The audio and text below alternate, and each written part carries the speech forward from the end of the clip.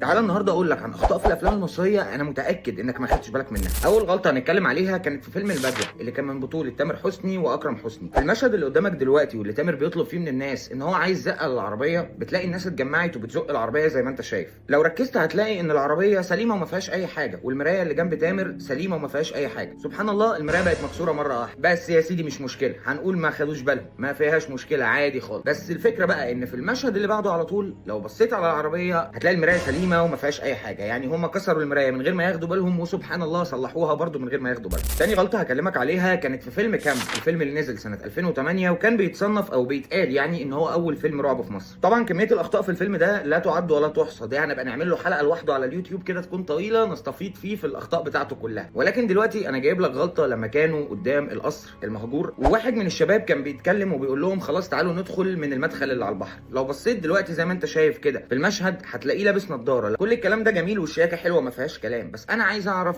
ايه اللي مخلي الكرو كله طالع في النضاره بالظبط زي ما انت شايف كده. ما شاء الله الله اكبر، مفيش حد في الكرو مش موجود. اما بقى اخر غلطه هنتكلم عليها فدول اخدوا التكنولوجيا وراحوا في حته تانية خالص. الغلطه دي موجوده في فيلم الف مبروك، وفي المشهد اللي قدامك ده هتلاقي ان الاستاذه ساره عبد الرحمن كانت بتكلم الاستاذ محمد فراج، والمفروض في احداث الفيلم ان هم بيتكلموا اونلاين يعني زي ياهو ميل زمان او ماسنجر او الحاجات دي كلها دلوقتي. فالمفروض ان اللي قدامنا ده هو فيس كام، ولكن لو ركزت كده مكان ما انا علمت لك طالع في فيديو شغال على ميديا بلاير. يعني اصلا الفيديو متسجل وهي بتتفرج عليه بس مش اكتر، هم ما بيكلموش بعض. وما اعرفش ازاي هم ما اخدوش بالهم منها ان هي اصلا باينه، يعني حتى طب كبري الشاشه، يعني كانت عملتها فول سكرين ما كناش شفنا. فلحد هنا ابقى انا قلت لك على الاخطاء بتاعت الافلام بتاعت النهارده. ما تنساش لو الحلقه عجبتك لايك شير سبسكرايب، ابعت الفيديو لاصحابك عشان هم كمان يشوفوا الاخطاء دي، وتابعني على يوتيوب عشان بننزل حلقات مختلفه خالص عن اللي بتنزل هنا. اشوفك الحلقه اللي جايه، سلام.